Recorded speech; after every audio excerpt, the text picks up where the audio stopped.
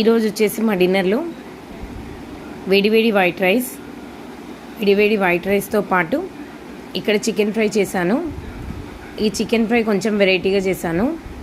Deep fry కాకుండా కొంచెం మసాలా ఉండేటట్లుగా చేశాను. దీంట్లో చికెన్ మంచిగా ఫ్రై అయిన తర్వాత దీంట్లో మెంతికూర వేశాను. మెంతికూర మన హెల్త్కి చాలా మంచిదండి. మెంతికూర తినడం వల్ల చాలా బెనిఫిట్స్ ఉన్నాయి మనకి. నేనైతే ఇది ఫస్ట్ టైం ట్రై చేస్తున్నాను. చికెన్ ఫ్రైలో మెంతికూర వేస్తే చాలా బాగుంటుంది టేస్ట్.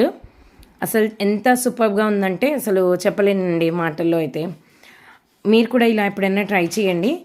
ఎలా వచ్చింది అనేది కామెంట్ బాక్స్లో అయితే కామెంట్ చేయండి.